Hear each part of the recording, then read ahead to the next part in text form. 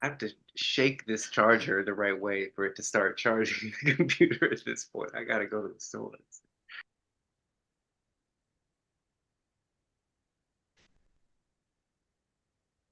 We were streaming live.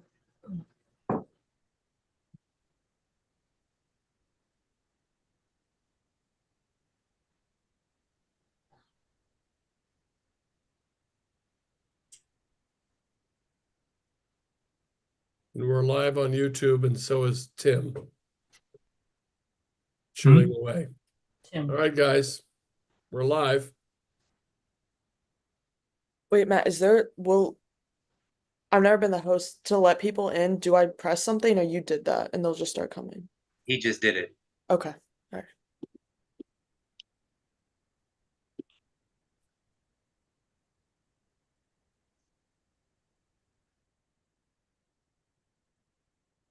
And open the chat to everybody. Thank you. Good evening, everybody. Thank you for joining the Renters Alliance Renter Town Hall. We'll get started in a few minutes, just letting people join.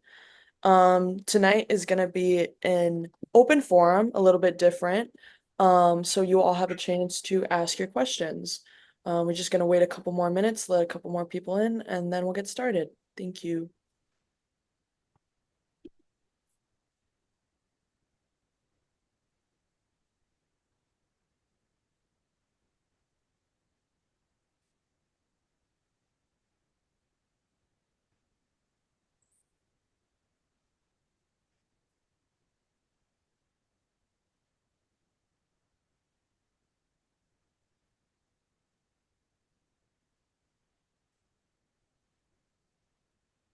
Good evening, everyone. Those of you still joining, this is the Renters Alliance Renter Town Hall, and we'll be getting started in just a few moments.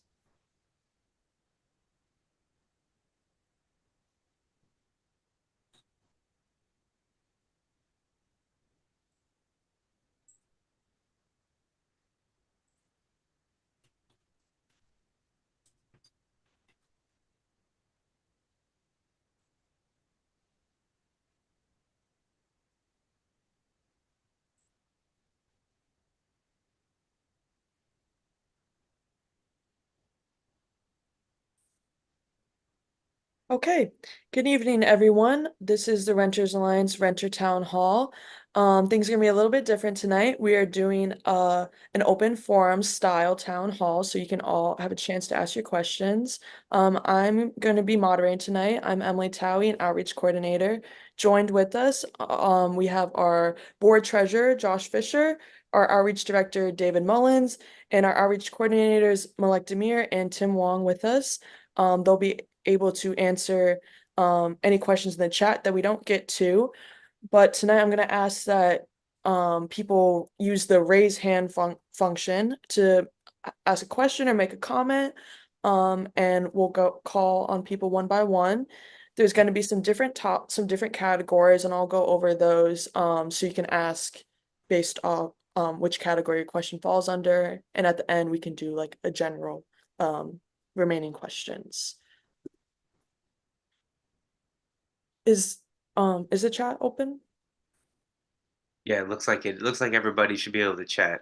Okay. But we will. Yeah, if anybody needs to be invited as a panelist, just say it in the chat. We'll give you it. We'll send another invite right away. 1 second there.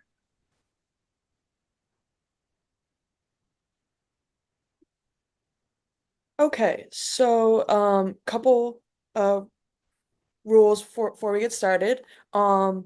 This is being recorded on YouTube, so you can watch it back later. We ask that everyone be respectful and keep things calm. We want to answer as many questions as we can. We're going to be talking about a couple of different topics tonight.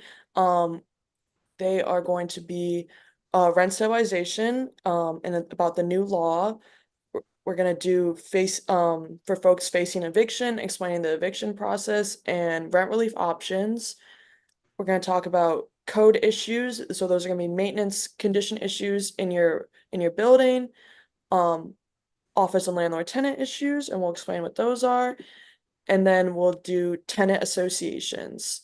So those are gonna be the 5 different topics. We're gonna go in that order, so you can hold your question until that topic comes up. And if you have a question that doesn't fall under one of those, you can put it in the chat, or if we have extra time at the end, you can raise your hand. Okay, so, and I'll give a little overview of each topic before we open up the floor to some questions. So first, we're gonna be talking about rent stabilization. As I'm sure many of you know, the new rent stabilization law has been passed and has gone into effect, at the end of July. So, We want to just give a quick mention of at the top oh, about who we are and what we do. oh yeah, okay, sure. But also before there had been a communication that the Office of Human Rights in Montgomery County was going to be joining with us this evening, but unfortunately, yeah, they're just the health concerns. The staff wasn't able to make it, and we'll be talking about complaints filed with that office and also some related bills in upcoming town halls. But I just wanted to throw that out there. But then, yeah, also like you said, please go ahead.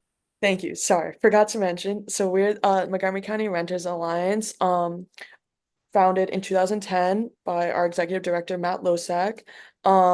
We advocate for renters' rights. We assist with eviction prevention. We do education, outreach, organizing, advocacy.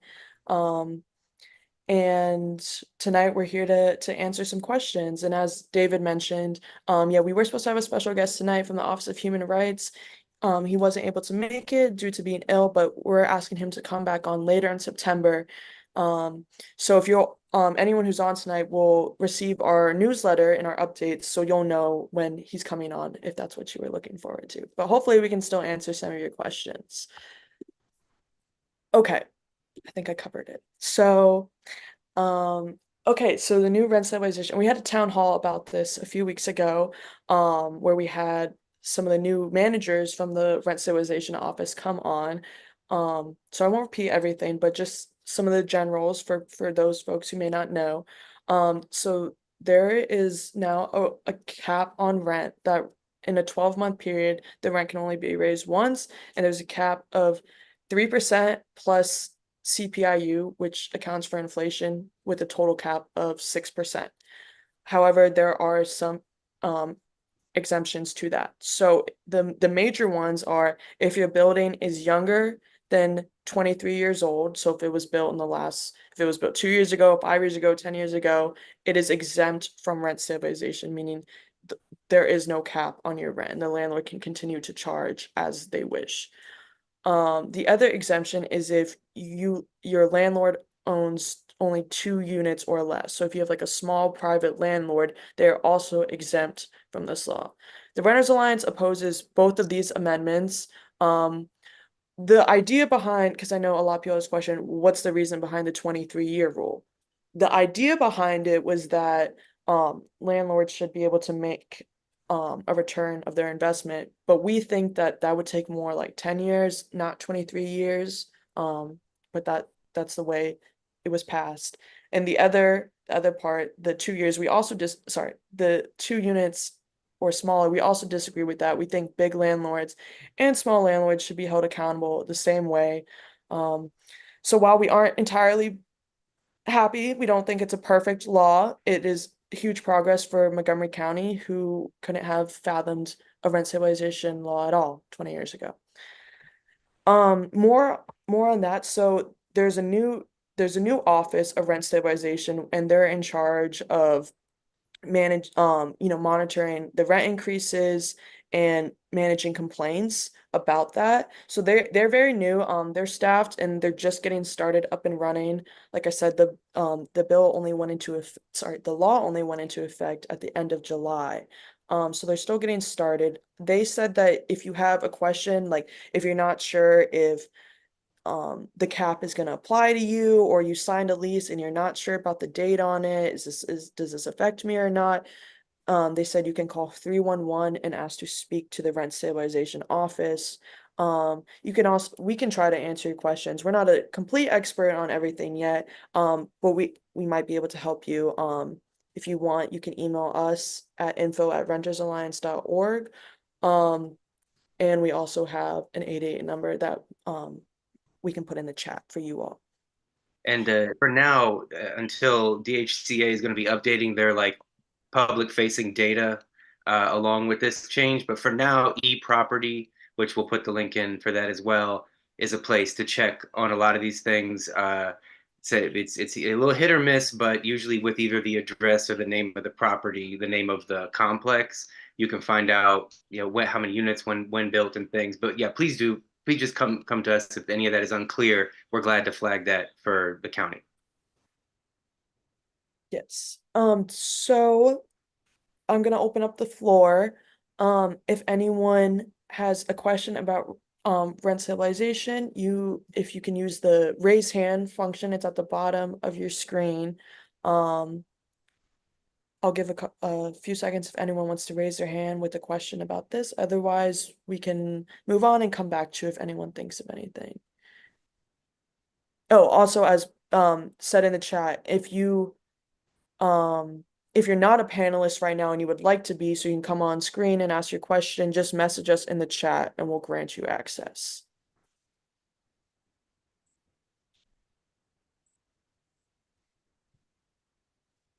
Well, I'm not seeing any questions right now. I'm sure everyone's thinking of them, so we can move on to the next topic. And again, I can't see where to raise the hand.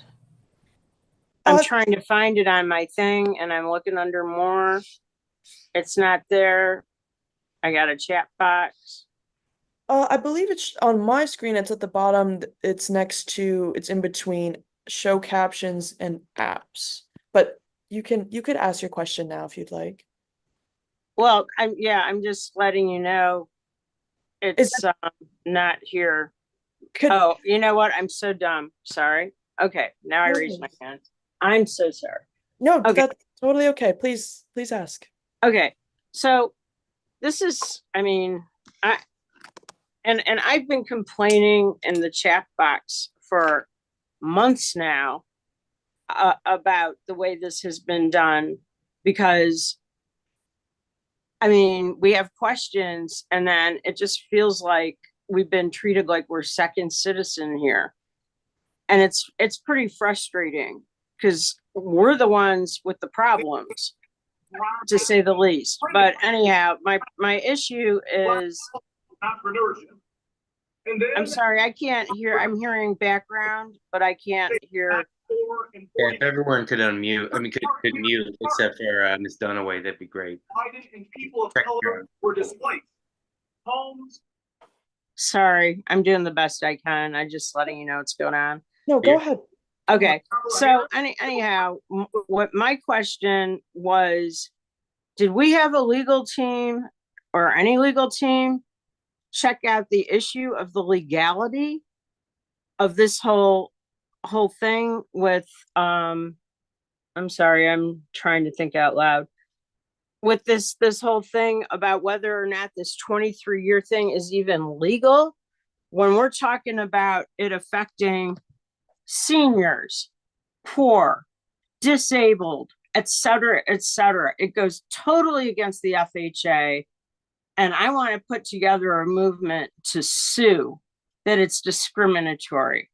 And there's other stuff that, like the gals up in Massachusetts who are dealing with some stuff that HUD had to get involved with because they were doing these credit checks on them, which penalized. One was Hispanic, one was African American. So what I'm saying is, why? Okay, I'm sorry, I'm trying to pull it together here. I feel like the county council sold us out. And I'm going to be really this way, okay? I want to do everything I can to get Dawn Lubke out of office. And I'm even more disappointed that she's Area 7, which I am, because I didn't elect her. So I'm sitting here trying to figure out, because this is, my daughter had to move to Delaware because we couldn't even live together anymore. I am left without family here because of this. I'm 61, I'm disabled, but I'm obviously not stupid. So I'm asking, did anyone look into this at all? Because I really feel like Elric really shafted us, but good. Well, Emily- okay. So, Thank you for your concerns. We, as I mentioned before, the Renters Alliance opposed the 23-year amendment. We also agree that it should take 23 years to, and we support the idea of making your investment back, but we also agree it should be more like 10 years. We don't agree that it would take 23 years. And I'm not a lawyer. No one on our team is I a lawyer. understand that. But I believe, and anyone can jump in, but I believe that, there are county legislative attorneys that, that read all of the amendments and there were some things that they would have brought up if they were a violation of the law. And I think You- that was the county council's role in that, to make sure that all the amendments were legal.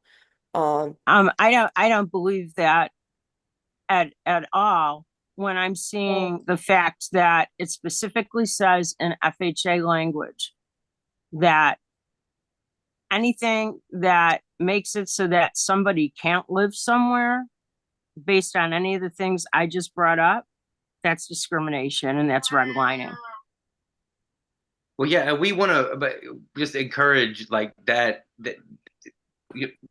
voicing that kind of like tension that's coming out of this, because I was gonna, I'm glad you said something, because I was gonna, if there was a space here, mention some of what I've heard from you in the chat recently about this 23-year exemption, because what I've tried to validate you on that, because it is extremely generous. It's beyond generous, versus other places. But then also, I think what Emily's getting at is the lawyers for the county may have looked at this, and some of these are then policy decisions versus whether it's okay or not. And whereas like perhaps the county should have made a different policy decision, but I think maybe in Prince George's County they have an exemption like this that doesn't even roll forward, or at least they were considering that for a minute. I don't know if that's what they landed on, which is even more troubling. And I think that I appreciate you pointing out just how vast some of these carve outs are, and how that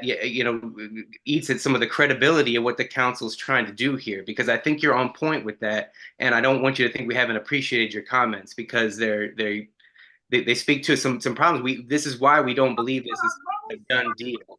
That this is an ongoing conversation with the council, and getting something across the finish line is really all we're able to celebrate. Nothing beyond that. Yeah, I mean, it's like I'm 61 and a half. I don't think we should be putting anything together, or that rather the council did. I'm not trying to shoot the messenger here. I'm sorry. I know everybody here is on the same page with this stuff. I get that. I'm just saying, I mean, a quarter of somebody's lifespan basically is what that 23 is. And I'm just, sitting here thinking in my head that doesn't make any sense. And when we look at the progress, I mean, yes, there's history in the county about price fixing and not price fixing, and developers and not developers. And there's problems in the state with just cause, which I'm sure I'll testify on again, like I did last year. Because a lot of people don't know that you can sign up to testify this stuff virtual. They think we got to go to Annapolis, and we need to tell people, no, you can sign up to testify virtually. You don't have to drive to Annapolis to do this anymore. That's a great point. And when Just Cause comes up again in Annapolis, we will definitely be letting everyone know about those options to testify, because that makes it more accessible. We have another hand raised. Go ahead. Thank you for Thank your you. concern. We Thank definitely hear you you for on that. listening. I appreciate it. Thank you. Okay, Mr. Richard Allen, you have the floor. Yes, thank you very much, folks. Appreciate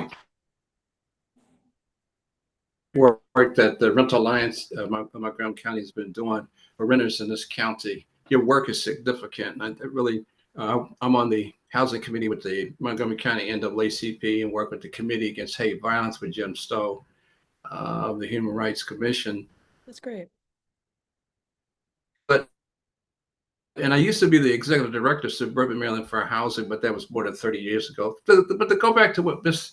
Dunaway was saying, I don't think I think she's exactly on point. It really doesn't. The 23-year exemption, I don't think there's any logical aspect to it other than the fact that it's probably some type of a trade-off, political trade-off, in a sense, to get this rent stabilization on the books, and at least we have accomplished that.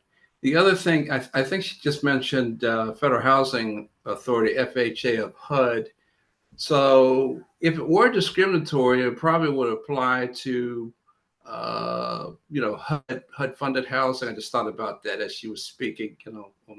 If that's the case, what you mentioned about FHA, but that it's mighty difficult for people to have either affordable housing in this county or even as renters. So you folks have educated me greatly.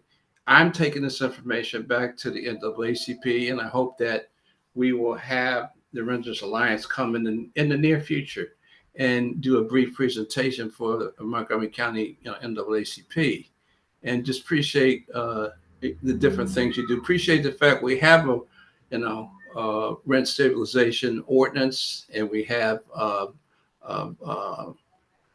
principles to implement it by, and we just have to keep on working for progress. Thank you.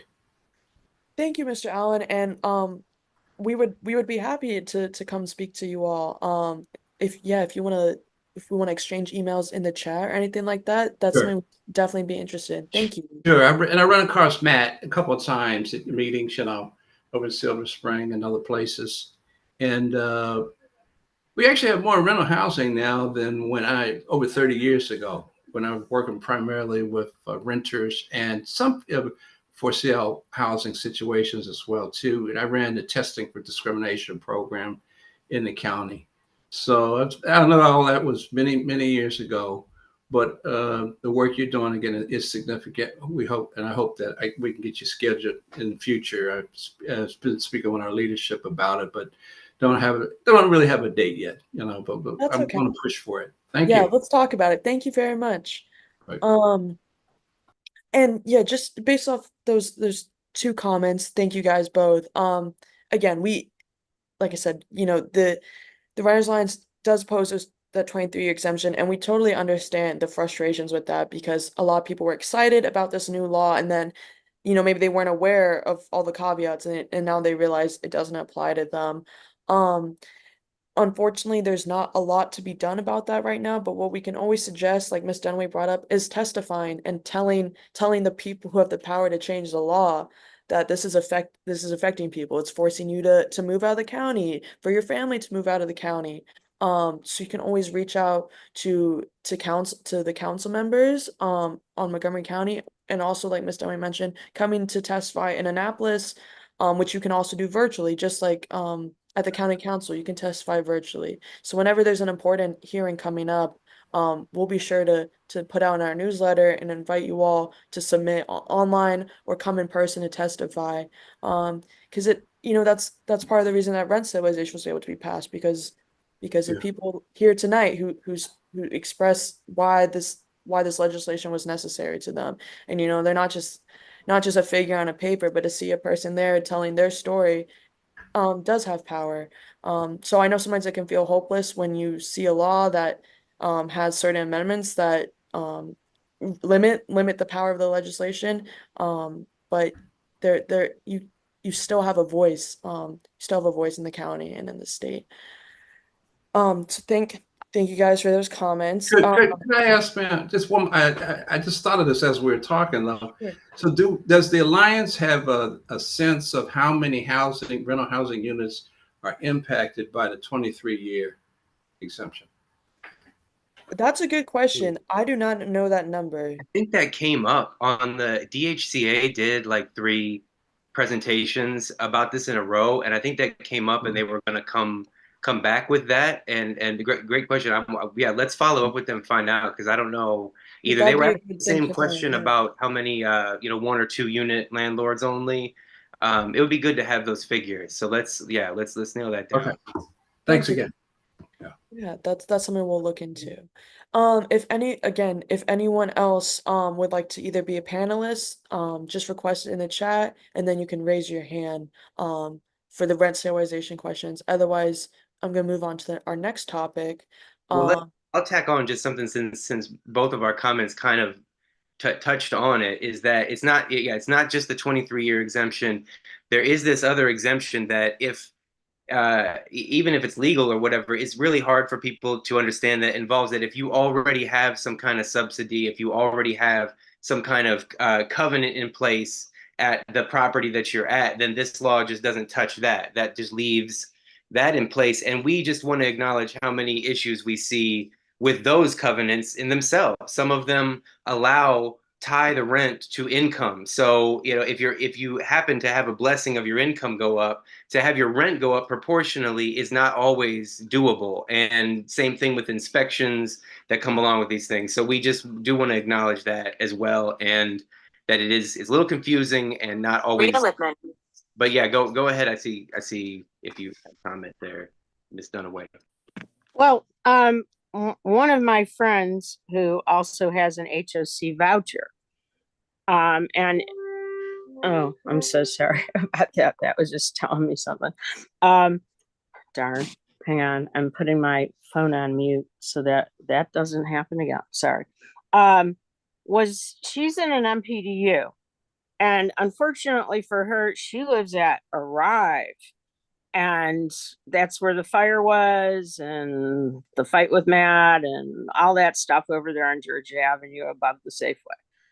And when she had her rent raised, when they were playing that, oh, let's try to raise rents more than 20% and get it all in, they nailed her last year. And she was thinking that the MPDUs were restricted from dealing with the rent stabilization, like, that one wording where it says subsidized. Well, does that mean that I'm not protected because I have an HOC voucher? Right. It doesn't specifically say that in that code at all. Right. And like you're saying, they try to, there's certain landlords that just raise rents with voucher recipients proportional to others. There's some that try to maybe perhaps get more from a subsidy or what have you, whatever's going on there. The point being, exactly, if we want to make sure people know, if they're calling the rent stabilization office, if you're being told that your unit doesn't fall under this, but you still have issues with what, increases or subsidies or something, please don't just think that's the end of the road. Please reach out, because there's other advocacy that is a ton of it that needs to be done with some of these agencies and that subsidize these units. So yeah. Well, mostly with HOC, but I'm not going to get into that. That's just a topic in and of itself, but I'd like to address that. We'll see. But I'm just saying MPDUs specifically are made for a specific reason. And this is coming up because they wanted people to believe they were talking about Section 8 and project management, not like those kind of subsidized units that are subsidized within a project, or say something kind of like an LIHTC, but they didn't really specify that. They left that nice and open wide. And there's going to be lawsuits about this. So I'm just bringing it up because somebody's got to do something. Yeah, and to Emily's point, that was the kind of thing the lawyers were, for the county, were supposed to see the whole universe of and review. So exactly, I imagine, if things fall through the cracks, we might see some litigation. But I think you have another hand, Emily. Thank you, Ms. Dunaway. Mr. Allen, would you like to add another comment or question? Well, yeah, she made me thank you, Ms. Dunaway, and you made me think again, just like you did before. I mean, the funding for the voucher originates with Department of Housing and Urban Development. So how much say-so does Department of Housing and Urban Development have about issues, issues like this, rent raises, things like that? And isn't the landlord or property man, well, landlord, I'll say, the owner of the unit, isn't there there's some relationship? They sign an agreement with HUD as well as with the tenant, right? So doesn't that in and of itself, when you think that maybe HUD's input could make a difference here for particularly our very low income. And I'll tell you what the problem is with that.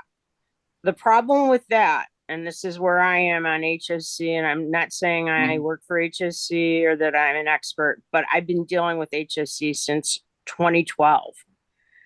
And they have left me and lots of people out to dry.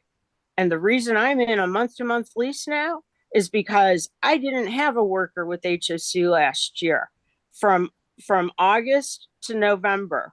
And I had to go find out who was the president of HOC and really knock on their door pretty hard to have assistants and people like that. And not only that, I filed a complaint with David Trone, who did it to HUD, sent HUD a letter, and then HOC has the nerve to write them back and write every awful thing they could about me and not even sign the letter. They didn't even sign the letter, but they wanted to claim I was behind in my utilities, which is not true because everybody knows you can put Pepco on a payment plan, wait 55 days, even if you have a disconnect, all sorts of this stuff that they went out of their way to do. And our bigger problem in this county, and this is really something Renters Alliance is going to have to address, is with HOC having a monopoly on things in the county other than Gaithersburg and Rockville HAPS, Housing Authority programs, being involved. And I mean, basically, there is a big problem. I'm trying not to tangent off, but what I'm saying is HOC writes its policy based on HUD, but then they don't go back to HUD. Let's put it this way. Who called me up? The vice president of HOC and the ADA ombudsman person, Bonnie Hodge. That's who called me up the minute they got that letter from HUD. But did anyone want to claim who wrote that back to them from HOC when they closed the case? No.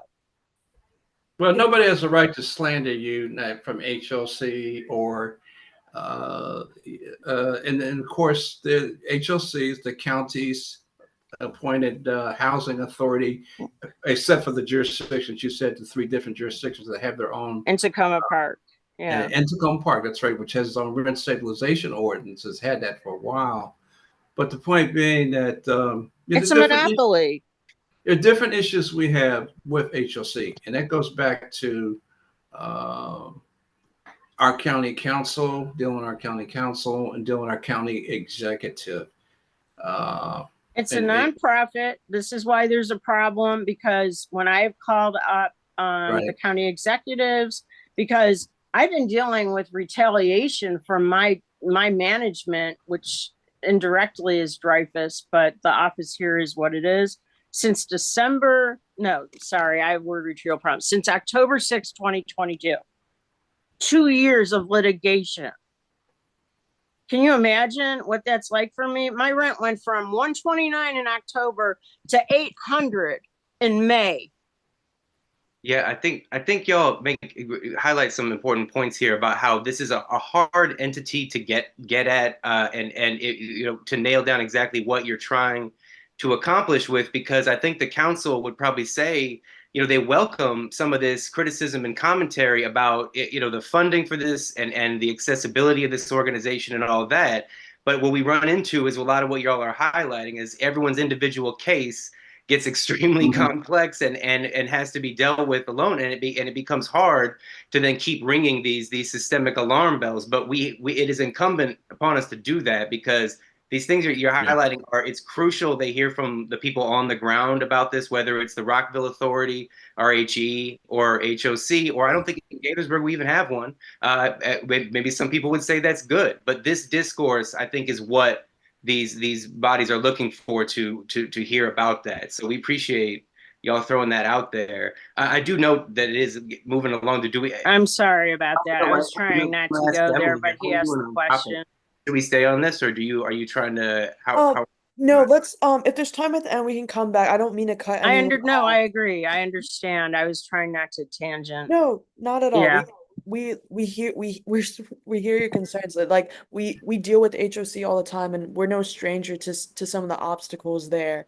You know, and there isn't quite a perfect solution available right now. Otherwise, we would be doing it. But we need to hear from you all, so we know how to navigate better. So I appreciate, even if it's criticism, I am willing to volunteer to be the HOC rep, as in not rep HOC, as in the committee to deal with the problems in the county with HOC. Yeah, I think a lot of people would be happy to have a body like that. Let's for now, let's move on to another important topic, but if there's time, we will definitely come back.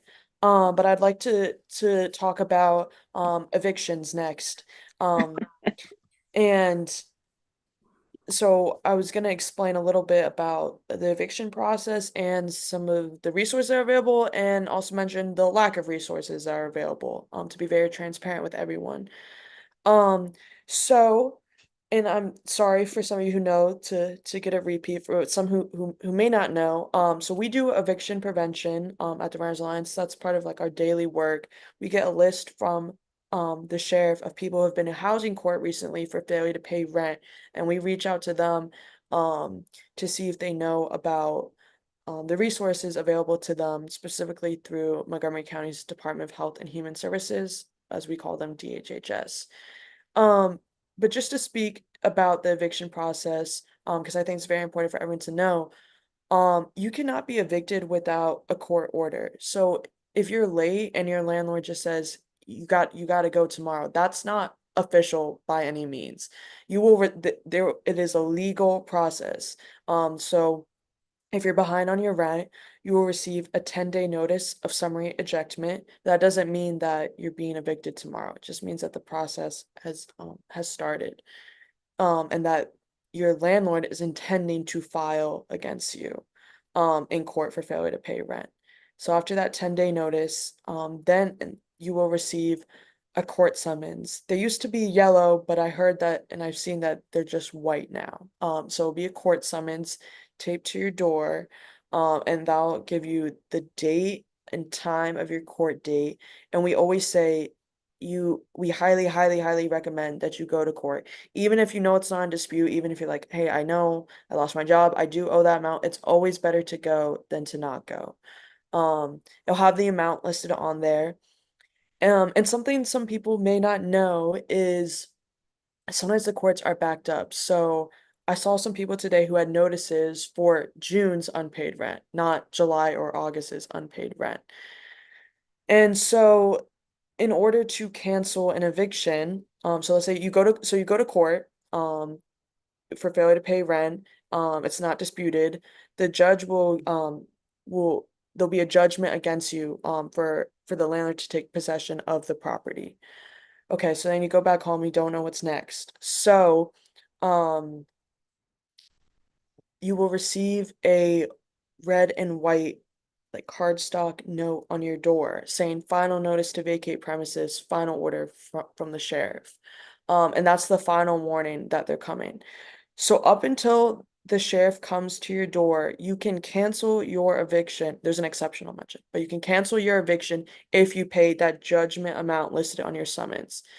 So, and this can get a little bit complicated. So you may owe $5,000 total. You haven't paid rent for the past 3 months, but your judgment amount, let's say that was for May's unpaid rent and your rent's $1,500. To cancel the eviction, that immediate eviction, you would only need to pay that judgment amount, that $1,500, whatever they took you to court for on that day. You'll still owe the remaining balance, but you can buy yourself a little bit of time. Let's say, you'd been out sick for a couple weeks and that's why you fell behind, but I'm going back to work and I'll be good, and I can catch up. So you can buy yourself a little bit of time by paying that judgment amount and then working down like your overall remaining balance. However, there's an important caveat to that, and that is the right to redemption. So in some situations, if you have received 3 failure to pay rent judgments against you in a 12-month period, on the fourth time, your landlord can file to foreclose your right to redemption, meaning even if you have the check to give to the sheriff for the full amount, they do not have to accept and they don't have to allow you to pay and stay because that's the fourth time. So that's why we always tell people you should go to court, keep track of all your documents, so you know exactly like whether you have the right to redemption or not, and so you can just keep track of everything for your records.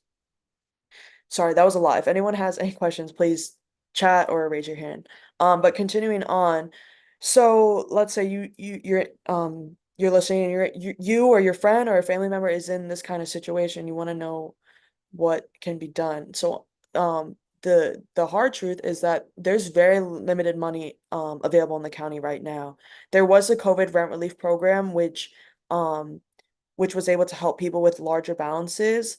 But as of today and currently, Department of Health and Human Services, DHHS, has told us that there's very limited funds available. I think there's about, someone correct me, I think maybe 4 million for like eviction prevention situations, and that can sound like a lot, but almost 40% of Montgomery County is renters.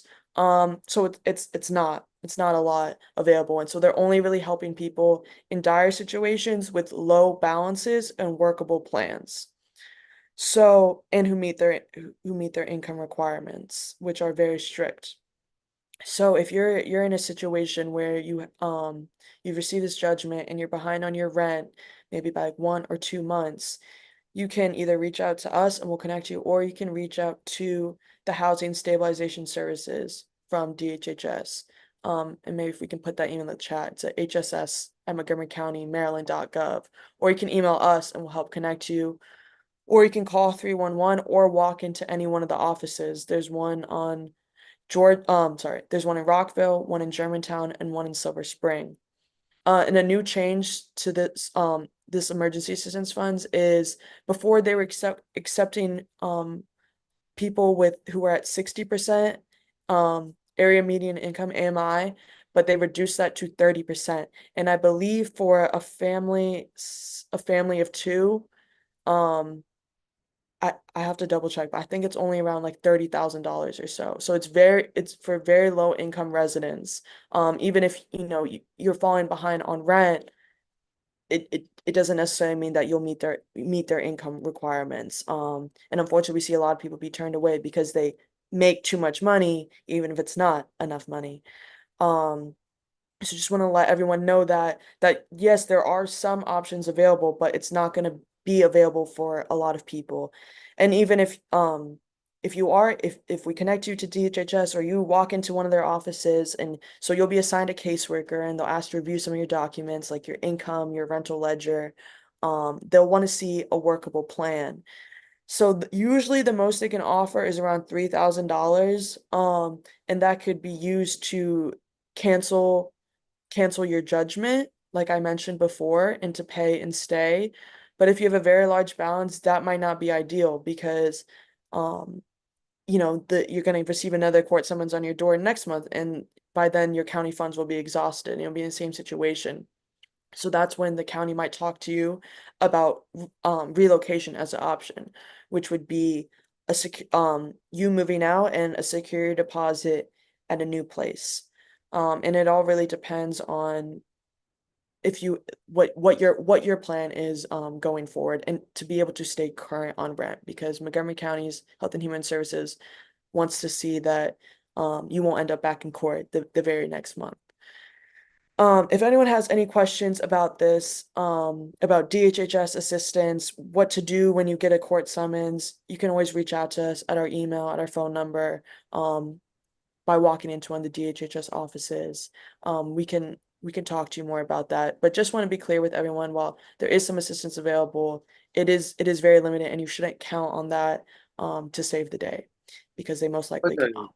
There was a question in the chat earlier, Emily. I thought I would just address real quick because I want to paste this information in the chat. Someone asked if they had heard there are lawyers available for assistance in eviction court, and that the answer to that, they wanted to confirm that's true. And so we were going to mention this at some point anyways. So I'll just throw out there that yes, that is true. For the most part, again, kind of like what Emily's explaining with these benefits, they're not always universal. There are income requirements. They're a little less strict, I think, with the council. But there's supposed to be lawyers at the court on most days that there are failure to pay rent cases. You have to they'll make an announcement, but then you have to approach them. And they come from 3 major local providers, legal service providers. And I'm just going to paste their contact info in the chat because it's always better just to go ahead and call ahead. And maybe even if you got the 10-day notice that Emily mentioned and you haven't been summoned to court yet, maybe go ahead and make that contact. I'll paste that in right now. Thank you, David. And Malek also put a link where you can see the AMI to see if you meet the income requirements or not based off your household size. David put those the three resources in the chat. And yeah, they've all recommended that you reach out to them sooner rather than later. They might not be able to take on your case, but they'll tell you what you can and what you cannot do. Okay, I'm not seeing any questions about facing eviction. Oh, sorry. Miss Dunaway Miss Dunaway and then Miss Rhodes. Yeah, okay. Before I forget, homeless persons. Representation Project. Thank you. Yeah. And I don't mind if anyone helps me because I have problems retrieving words. So it's great if you help me with that. I approached HPRP over the last 2 years when I was dealing with this in 22, 23, 24. And this is what I was told. And I just want to make sure you all know this because I've been writing this in, but I don't know. Nobody's said it to the crowd. So I don't know if anyone's reading it or what. HPRP has not represented anyone in Montgomery County in the last 2.5 years. They are just starting. They were interviewing attorneys to bring one in, and that's why their office wasn't even open. So while I was dealing with all this, I was told, oh, go to HPRP, go to HPRP. And it was like, no, we're only dealing with Baltimore City because we don't have an attorney. So, I mean, I'm just kind of throwing out there. It's really good to know like who's on the ball field, who isn't, and stuff like that. And it's very possible because a lot of these are sometimes nonprofits and on tight funds that they can't legally address things with anyone or help anyone because they have to have counsel. So I just wanted to make sure I threw that out there so that people would know that. I appreciate that. Thank you. I thought you were going to go a different direction there and say that it's hard for them to retain staff sometimes because they're a nonprofit legal service provider, which is something that we see across issues, whether it's housing or anything. And they had that exact issue that you just pointed out. They had staff at the beginning of this program, and then they were without a Montgomery County attorney, I feel like, for more than a year. It felt like a very long time. And they've since staffed back up. But no, with Maryland Legal Aid, I would go ahead, and they've been staffing most days with just them and CASA. So thank you for throwing that out there. And yeah, I would start with Legal Aid there. Thank you. No, Maryland's lab has been, I mean, the first attorney I had the first 2 years, he made me into the problem I'm in now. Last year in July 23, when they increased my rent 27.85%. So, if you've got a problem with an attorney, definitely tell people, go to the supervisor, speak up. Don't just accept what they say just because they say it. Just saying. Thanks. Thank you. Miss Rhodes, did you have a question? Well, wait a minute. Can you hear me? Yes, I can hear you. Okay. Yeah. Most people don't know this down there, but Howard University has a fair housing law clinic and school's getting ready to start up again. And third-year law students have to be vetted and, go through several qualifications to become student lawyers in courts for, situations just like this. And if you look up fair housing law clinics in the DC area, you might find a few others besides Howard University. Thank you. That's a great tip. Yeah, for those who are yeah, maybe having trouble reaching one of these organizations, yeah, reaching out to another law school clinic sounds like a great idea as another option. Fair housing law clinic is what they're called. Fair housing law clinic. Thank you very much. Okay, I see another hand. Is Miss Eva?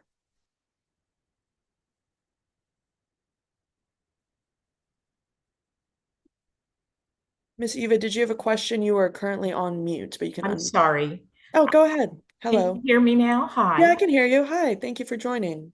I wondered if the pro bono program for the county is available for help as well. I don't know. I'm just throwing it out there, asking if anyone knows. Wait, sorry, the pro bono. There is a Montgomery County pro bono legal program, or there was. I Okay. used it in many years for. Yes, ma'am. That's a part of, if I could help there, the Montgomery County Bar Association has a pro bono program, which people can receive an initial consultation at a certain fee. I don't know if it's $30 or what it is, but I don't think that they cover landlord-tenant relations. They cover certain areas, just a few areas of housing. Then they cover other areas such as domestic violence and some of the Okay. other Just throwing it issues. out there. I I would didn't not- know. That's what I wanted to, Yeah. I just wanted to throw out another resource if it was available. Thank you. Thank you all for adding the additional resource. We love to expand our list. Someone else put in the chat about the law clinics, the GW Law Clinic as well. Yeah. Thank you guys. Yeah, we love to grow our list of then resources. Can we highlight that if the program I mentioned before was just it's eviction prevention, so it is certain types of cases at a certain stage. So the Bar Association, Montgomery County Bar Association, is where we send everyone who may want to need help with. Well, CASA does a little rent escrow, but something more affirmative that you're trying to do, bring a suit for damages that have happened before, or something again you bring affirmatively. We recommend there's a landlord-tenant page on the Montgomery County Bar Association, and it's worth calling a few just to see about consultations, because I've learned that certain actions that a tenant can take, the lawyer fees will end up in whatever happens. So you may not need to pay up front for a retainer, even if it's one of these private firms. So that's a good resource. I think if it's outside the scope of eviction prevention. Don't forget about American University also. That's great. law Yeah. school. And Maryland Volunteer Lawyers. Thank you all for the extra resources. Maryland volunteer lawyers will not take someone if they're not making 40,000. Not true. That's what they told me last year. I'm I- letting you. Nope. That's what they told me. I've gone through with them and they won my case for me in Waldorf. That was a long time ago, though. Well, Not picking. I'm just saying, like recently, this is what they told me when I was doing the calls this year. Well, I just recommend to anyone who is seeking legal Sure. counsel to kind of shop around and look at your different options depending on what your case is and what their availability is, and see what they can offer to you in your current situation. But we appreciate all the additional resources. And speaking of resources, I want to keep it moving to two kinds of complaints that you can file. And I was kind of open up the room to see if anyone was experiencing these kind of complaints. Tim, you mind if I put you on the spot and tell us about code complaints for a minute? Yeah, you- so if you have issues in your unit, like with your the structure itself, like your fridge stopped working, your AC stopped working, there's mold, there's leaks, and you've let your property manager know, and they they're not fixing it in a timely manner. And what's timely kind of depends on like what the issue is. Like, let's say that there's like, I don't know, some paint that's peeling, you know, that would be less urgent than, you know, let's say that there's your bathroom is flooding, right? So, you know, if you make a judgment call and your management isn't fixing it fast enough, you can make a code complaint, which I'll link here. And an inspector will come out and take a look at things. You know, and if you live in one of the cities, like the independent cities like Rockville, Gettysburg, or Tacoma Park, I think each city will have their own code enforcement department, so you have to go through that one. But if you live in the county itself, you can use the link, that link there. And we're also happy to help, you know, kind of help you file a complaint, help follow up with a complaint. Because sometimes inspectors, you know, we've heard from tenants that inspectors won't always kind of make the call that they want. And sometimes, you know, what is a problem for you might not be a problem for the code inspector, but sometimes maybe they're just, you know, not looking at the right thing.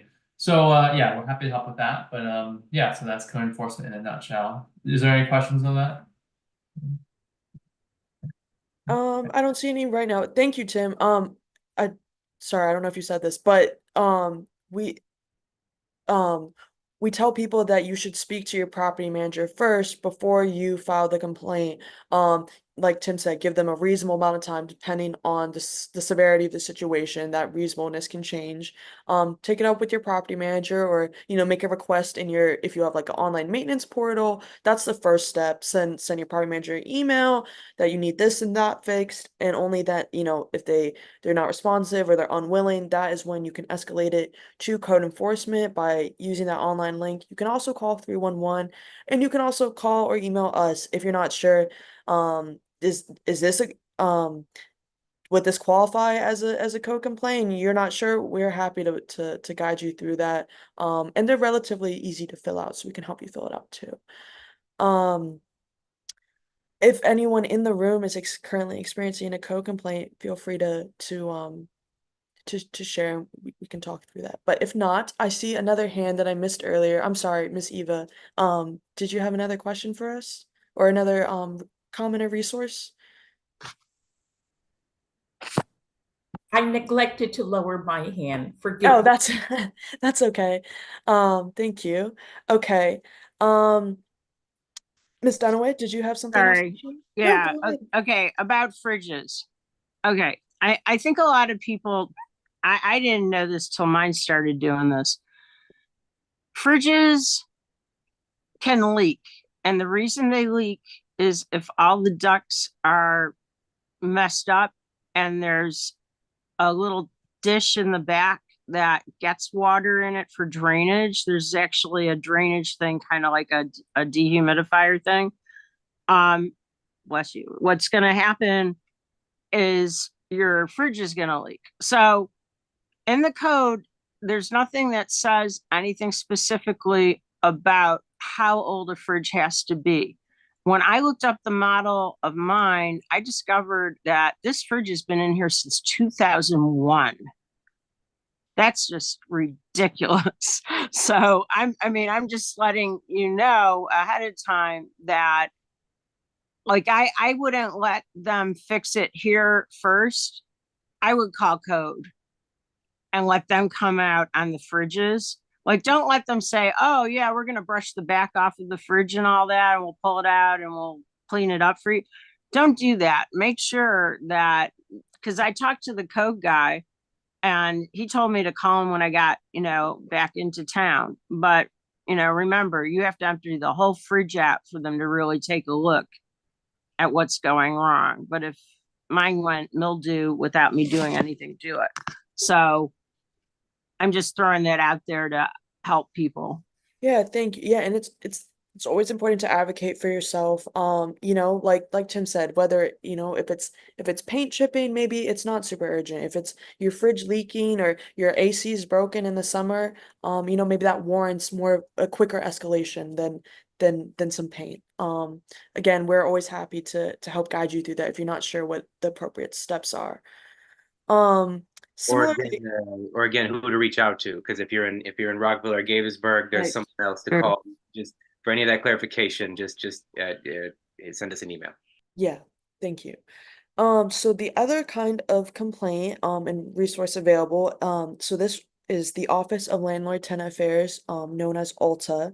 So they deal with, not, they're the opposite of code, so they're not doing maintenance and condition of property. They're doing, leases, ledgers, landlord issues, like if your landlord's, harassing you, if you paid last month, but your ledger's not reflecting that, if they hit you with a late fee, even though you thought you were on time. Those are the kind of complaints that are going to be directed to the Office of Landlord Tenant Affairs. And if someone could please put that link in the chat. Similar process to code complaint, we suggest that you try to resolve it with your property management first. If they're unwilling, unable, being difficult, anything like that, then you can escalate it by filing the online complaint or calling 311. And again, we're also happy to help guide you through that if you're not sure if this should go to rent stabilization office or the Ulta office. We're happy to help with that. So they'll assign an investigator, but the investigator serves as a neutral fact finder. So they're not supposed to be on the side of the tenant or on the landlord, they're supposed to be a mediator. Sometimes that could not necessarily go your way, but we're happy to help guide through that process, and try to see it through to satisfactory resolution for our tenants. If anyone has any questions about that, again, put them in chat, Sorry. reach out to us. Just to clarify real quick, they're supposed to enforce the law. Yes, of and course. mediation is one tool that they often go to, but mediation doesn't work if one party, whichever, is not acting in good faith, right? And Yes. so often, like Emily said, I want to just reiterate: if it is not, if it is resolved in a way that's not to your satisfaction, or just not to your understanding, if you don't really fully understand the decision, please let us know, and also know there's a commission to bring that to, and that has both landlords and tenants. So but there's other steps. Just please let us know if you have any concerns afterward. Is what I'm trying to say. Thanks for that clarification. Yeah, when in doubt, reach out to us. I see two hands. We'll go Miss Dunaway and then Mr. Allen.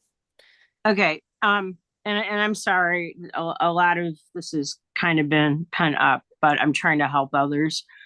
So this is what happened to me. It was not my fault that there were bed bugs in 2012. Then they come after me here where I live saying I owe $450 for this bed bug thing. But when I read up on it, and I talked to HSC about this, they were totally not helpful. The management here was, oh, well, we don't cover that. It's not in the lease or whatever.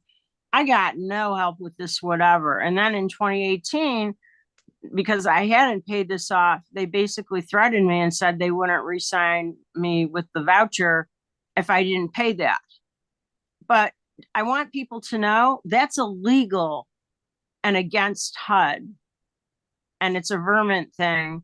And it specifically says back in 2012 under their guidelines that they are not supposed to, unless they can really prove it's the tenant's fault, they're not supposed to make us responsible for that.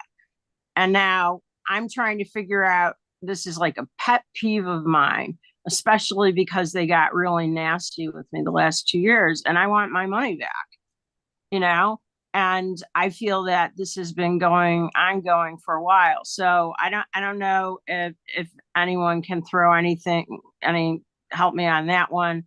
And then the other thing was, this is about someone I was helping who did not have representation and got evicted in court the same day I was there. She had one of those major water bill things, as in bulk water bill. So it wasn't in her name. And the landlord would not tell her how they calculated that WSSC bill. I know that Matt had gone through this because he talked about this at one of the meetings one week. And I tried to reach out to him and send to him, can you please help with this? Because this girl, like, basically she's lost her HFC voucher because of this. And the landlord throwing a $3,000 bill on her and some other like crap like that. So if anyone can help connect me to help her and, help me with this problem, because nobody should be paying for bed bug extermination in the county, please let me know and personal message me or whatever. Thank you.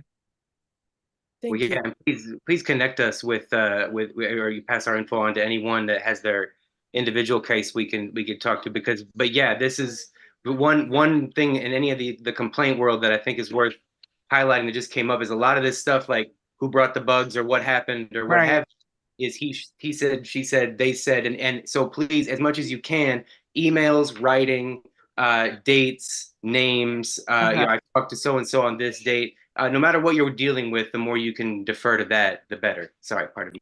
Thank you. Thank you. Okay, oh, and Mr. Allen? You have the floor. Well, yes, I would say back to Ms. Dunaway, and thank you, David, because you filled them in very well on the function of the Montgomery County Office of Landlord Tenant Affairs.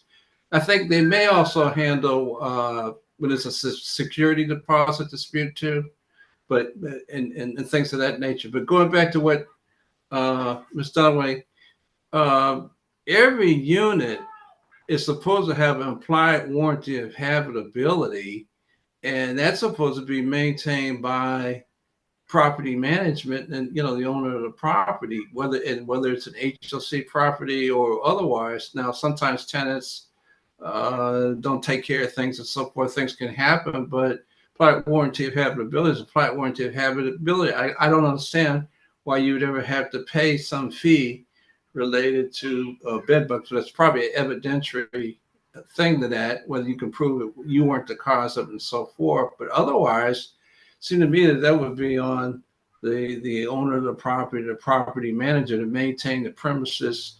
Again, applied warranty of habitability, and HLC has an inspector too. I don't know if they came out and looked at your unit.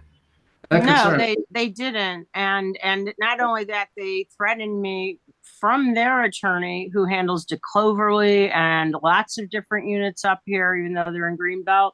Their attorney threatened me with eviction because of that bed bug thing, and even sent me that in the mail. So So that's part when- of the retaliatory eviction you were talking about. yeah, well, no, Yeah. I mean, they've been doing this. That was in 2012. They did that. Yeah. This has been, and telling me in 2018 they wouldn't re-sign me. And I've been dealing with this the whole time. I've been here since 2009. Jeez. It's like, Okay. Well, okay, we did get you a good attorney to do it. Well, but on that issue, that's an issue that could affect a number of people. Bed bugs, especially our elderly people and our people with disabilities and so forth. I mean, bed bugs is a very, very serious thing. There's nothing to play about. It's nothing to play about. So something from a health public interest standpoint, let's take it to the county council. Let's go to well, Andrew. I'm not disagreeing. I'm just letting you all know HOC did not help me at all. And Good. I mean, it's good you let same us know. deal, I don't mean same it's good. deal. Yeah, thank Yes, you. ma'am. Okay. Well, thank you both for your comments. Mr. Allen brought up the warranty of habitability, and I wanted to mention a good piece of legislation that did pass this year in the Maryland General Assembly by Delegate Vaughn Stewart, a friend of ours. It's called the Tenant Safety Act of 2024. And this bill seeks to address some of these issues about safety in people's homes who are living in unsafe living conditions. And I can put a link to the more details of the law. But one of the things that it seeks to do is to provide tenants with more resources for safe and habitable housing. And that includes simplifying the rent escrow process so that tenants can join together. So let's say there's 5 of you who are all having bed bugs, for example, that you can all join a rent escrow case together, which kind of gives a little bit of collective power. So it's not just you against the landlord. That can be a pretty scary fight. But if you know a lot of people in your building are having mold or having bed bugs, that you can join together and join this rent escrow case together. So that is kind of a new option available. And again, I can put a link if people are interested in Right, that. right. And that's state of Maryland too, by the way, Ms. Yes. Donahue. The state of Maryland, brand new thing. Yes, correct. Okay. We're getting close on time. I wanted to go over one more topic, and then I guess at the end we can open it up for remaining questions. But I want to talk about something near and dear to the Renters Alliance, and that is helping to form tenants associations. So a tenant association is a great resource to build community, so you don't feel alone in your building, to be a common voice. It doesn't have to arise out of animosity. A lot of times that is how it happens. Like, for example, if a bunch of tenants were having mold or pests, that they all start talking to each other, talking to their neighbors, and want to join together and start a tenants association. And it can go that way, but we also are of the position that any time is a great time to start a tenants association, and that actually when things are good is a better time when there's not a poor relationship with management. So we have a lot of tenants associations going on in the county. Maybe some of you here tonight are or are a member of a tenants association, are looking to start one. If so, please reach out to us. So for buildings that don't have one, and there are a couple interested neighbors, what the Renters Alliance can do is print some flyers and help distribute them around the building to invite all your neighbors to a meeting. And tenant associations are allowed free use of the community room once a month to have tenant meetings. If you want to meet more than once a month, they can charge you, but it has to be the same rate as like if you were holding a birthday party or something like that. Malek, go ahead. Hi, yeah, I just wanted to add a couple of things about that because it's kind of near and dear. It's overwhelming, I think, for a tenant to go to his or her landlord alone and talk about issues that they have. And so that's the benefit of having the tenants association. It's not only of coming together to talk about something that's an issue for the majority of the building, but it's also a great way of building community and getting along with your neighbors. I mean, I've lived in apartments for a very long time, and I know maybe the neighbor to my left and the neighbor to my right. So for that purpose as well, it's great to have a tenants association. Also, part of what Renters Alliance does is we'll come to the building, we'll help educate the tenants about law, we'll help you to promote some fun events, and provide resources to you. So again, it's a win-win. It's at the end of the day, it's a core part of empowerment, so that you don't feel like you have no power anymore, and that you know it's the landlord has landlord can make all the decisions for you. So please reach out to us, and we'll help you set that up. Well said. Thank you, Malek. Yeah, it's not and sometimes a tenant association, it definitely does have a social aspect to it, but it's really up to the association. You know, you can, and we can talk about this if you invite us out to your building, but it can range from, you know, more informal to very formal. You can have officers and bylaws and dues, or you could get together maybe like once a quarter for wine and cheese if there's no issues going on. But yeah, just knowing that you're not alone in your building, because we hear a lot that a landlord will tell you, well, you're the only one who complained about that. What do you want me to do about it? So knowing that there are others who actually are going through the same things, and maybe don't, like even here tonight, how multiple people shared legal resources that even I wasn't aware of. Those are the kinds of things that can be shared in a tenants association that just benefit everybody. So if anyone has a great tenants association already, we'd love to hear about that, and you know, come check you guys out, and then, you know, kind of set you as a model for up and coming tenants associations. So if anyone thinks they have a really great association, feel free to put it in the chat and let us know where your building's at, and we'll be asking you some questions. Okay, were there any questions about tenants associations, how to form one, anything like oh, I also did want to mention, sometimes I hear from folks that they would like to join one, but they're afraid of retaliation. And that's kind of a whole separate conversation, but to that I will make a couple points, which is that we do not share the names of the tenants association with anyone. We don't invite the property manager unless the group decides they want to invite the property manager, maybe to do like a Q&A or something, but you don't have to.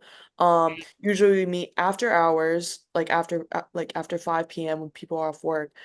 Usually management is gone by then, so people feel like they can speak openly. But speaking about retaliation, because it is a legitimate risk, that brings up I guess our next legislative priority at the Renters Alliance, which is just cause protections, which some folks have mentioned already. So just for those who don't know, currently in Montgomery County and the state of Maryland, your landlord does not need to provide a reason for why they're giving you a non-renewal notice. So that means towards the end of your lease, you've lived here for 5 years, you love it, you're hoping to stay. Well, all they have to do is send you a 60-day notice of non-renewal, and then you must be out in 60 days. And there's little to no appeal for that. And the issue with this is that a lot of times, not always, but sometimes, the reason they hit you with the non-renewal is for a discriminatory reason. It could be because you started the tenants association. It could be because you had bed bugs and you complained to management. It could be because of your race or of your sexual orientation. It could be any one of those things, but the landlord does not have to state that. They just have to say leave by this date and give you the proper 60 days notice. So, it's something we were really hoping would get passed this year in the Maryland General Assembly. It was sponsored by our good friend, Delegate Janelle Wilkins. Unfortunately, it did not make it to a vote in the Senate in the Judicial Proceedings Committee. However, it'll be brought up again next year, and that's when we'll be there testifying. And of course, when it gets closer, we'll invite you all and give you the details of how you can also testify. But that is the next rent stabilization was huge. And the next big thing for renters would be just cause. Oh, and one more note about that. It would be passed at the Maryland state level, and it's local enabling. So it just means it gives all the counties and the jurisdictions the option to implement just cause. It doesn't mean just cause would automatically be passed in all the jurisdictions, but currently Montgomery County doesn't even have the option to implement such a protection. So it needs to go through this. And if I can say, that bill almost passed. Yes. Go ahead, I Pat. think we missed it by 1 or 2 votes. And that's why it's so important for you to know what your council people and legislation people beliefs are. We need to put people in the legislature who believe that renters deserve quality, affordable housing. So you need to know who is speaking for you, what their beliefs are, what their past record was, what they're voting on. It's very important. And we just missed passing that bill. Renters Alliance worked very hard trying to get that just cause bill through. So I'm just saying, when it's time to vote and vote for people who believe renters deserve affordable housing. So keep that in mind. Vote, please vote. Thank you. That's the only way we're going to really change things. Right, exactly. That's the only real way to do something, because we hear and we feel a lot the sense of powerlessness, and we try to empower you all as much as we can by providing the resources, by helping you organize tenants associations, by giving you the context to reach out to your council members. But the most powerful thing you can do, like Pat said, is to do your research on who supports renters' rights and affordable housing, and just cause and all those renter protections, and to get out and vote for them. Excuse me. Yes. I've got some time sensitive things, like somebody's trying to deliver something to me. Anyways, just that I wanted to say that One of the problems is that there seems to be this situation, that, wait a minute, I'm so sorry. I'm on the phone. Yeah, because it's like I don't want this person to drive away, but I want them to wait. Sorry. Okay, just that there seems to be something going on that when you're one person, there's a 2-bedroom apartment you're in. My daughter went to Delaware. I'm looking for an aide to help me because I'm disabled. And so I should still be able to get a 2-bedroom. And I'm not trying to ramble on. I'm saying my doctor signed it. And so now I'm sitting here waiting to get a 2-bedroom voucher back, which is why, even though I'm on a 1-bedroom voucher and a 2-bedroom, I'm paying $800. But there seems to be something going on between HOC and landlords around here where they are trying to make older single people homeless. And the way they do that is, now I am doing what I'm doing, is HOC doesn't give us a worker during recertification. Like I said, they did that to me in 22, they did that to me in 23. So now I'm sitting here with a month-to-month lease so they can evict me anytime they want to because there's no just cause. Right. Now, the only reason I won tenant holding over on April 24th was because they weren't licensed and I had a good attorney from Maryland Lab, Legal Aid Bureau.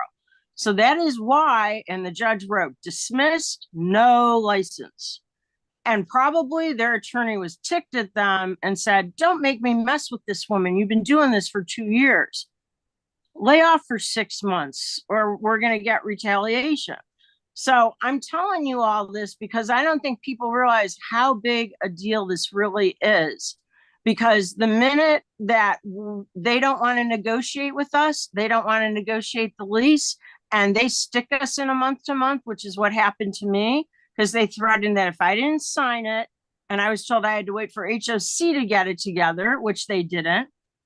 And then they switched me into a month-to-month November 1st, and I've been dealing with this ever since. So I really wanted to bring that up because I don't think people understand that could be you so easily.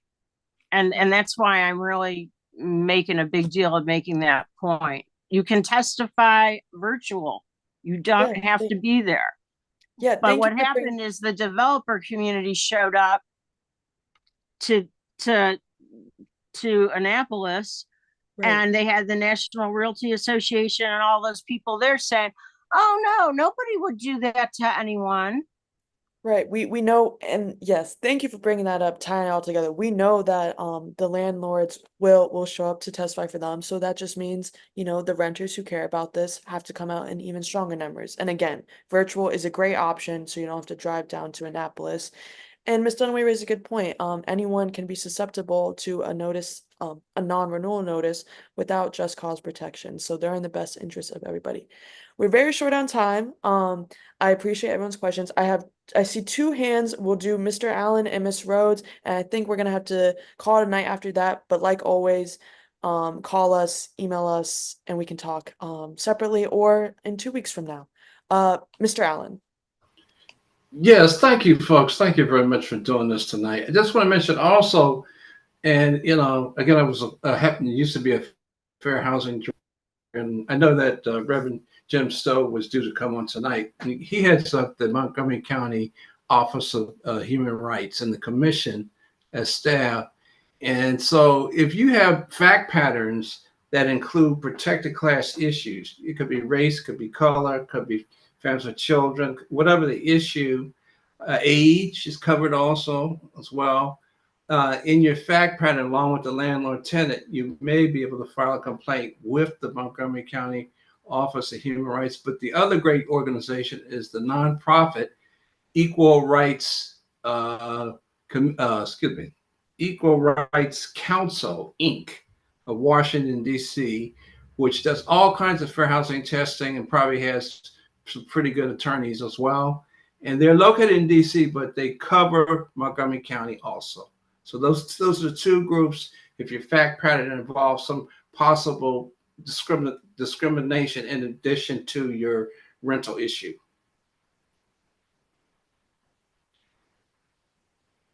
Okay, right. Thank you. Thank you, Mr. Allen.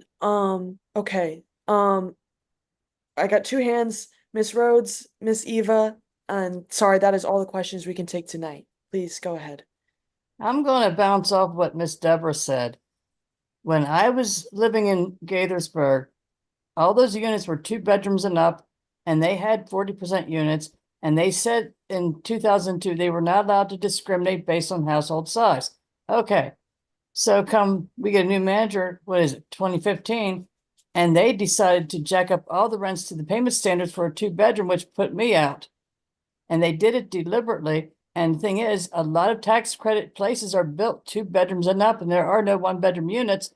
So, single people, especially older single people with no kids, you're going to see a lot of them on the streets. There's already a lot of, older homelessness is on the rise because of these types of issues of not having enough 1-bedroom affordable housing. And it's going to get worse. And if I would not have moved up to my home where I'm originally from, I would have been on the streets by now and I would have lost my voucher. And I was not going to give Montgomery County the pleasure of that happening. Thank you. Okay, Miss Eva, do you have final words for us? Just a quick caveat. We in this building started our what do you call it? Tenants Association with 2 people. The management didn't know that. They thought we were more because we signed everything, Tenants Association, and we got them moving. Luckily, I partnered with someone who did all the research. So she dug up the name of the owner. She was really good about doing that. You need somebody who can look up the name of the owner, look up the landlord, and we sent it to the county council, head of the county council, our first opening letter, our, opening salvo, so to speak. So that's what you do. You don't need to have, it's great if you have more people, but just know that 2 people can move a mountain if need be. That's a great note to leave us off on. Proof here that yeah, you don't need a whole building. Of course, the more the merrier, but yeah, I guess really only takes one, and then if you get one more, you can get. So Miss Eva, we might be reaching out to you to help maybe speak to some of our new tenants associations if you'd be interested. Okay, well, on that, I think we covered everything. Like I said before, if you still have a question or a comment, email us, call us, ask at next town hall, which will be 2 Wednesdays from now. It's September 4th, I believe.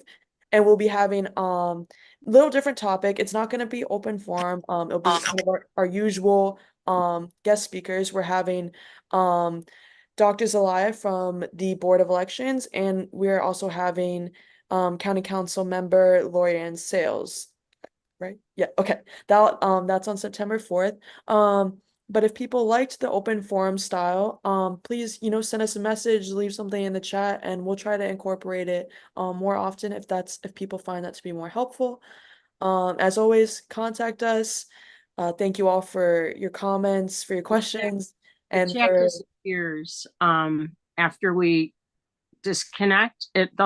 We don't have a log of all those notes that are in the chats and all of that. I've been trying to take pictures for the last year or so, but I want it noted that it would really help us if there was a way to retrieve that. I think that's a Zoom function, but I can find out if there's a way to do that. Yeah, I think we've thank you for some people have been asking about our Q&A too, and some panelists that have been on, and about whether these things we want to try to maybe make some of that available. There's just some from privacy and capacity issues that we're working with, which is that we're just trying to keep up in time and then cataloging it properly and everything. But thank you for calling that out. We're going to try to figure that out. Yeah, I just wanted to let you know, because I attend the Metro Access Subcommittee meeting for, disabled and all that, and it's an Mhm. actual meeting. But what they do is they ask us in the front of the meeting if we want to make comment at the end, so we don't interrupt anyone's presentation. And so, like, if I tell the moderator, yeah, I want to comment at the end, then they've got it all lined up so we can at least ask questions, because the way we've been doing it so far has not been as good. I think we really, and I'm sorry if it was so focused on things I had to say. No, I- we appreciate everyone's concerns and comments. Thank you. It is past 8:30. Want to let everyone go eat Thank you. dinner and enjoy their evening. Thank you all for joining, and we'll see you in 2 weeks. Thank you so much. Good night. Thank And you. thank you, thank you, Renters Alliance. Thank you, community. Take care. Good night. Thank you. And vote. Don't forget to vote.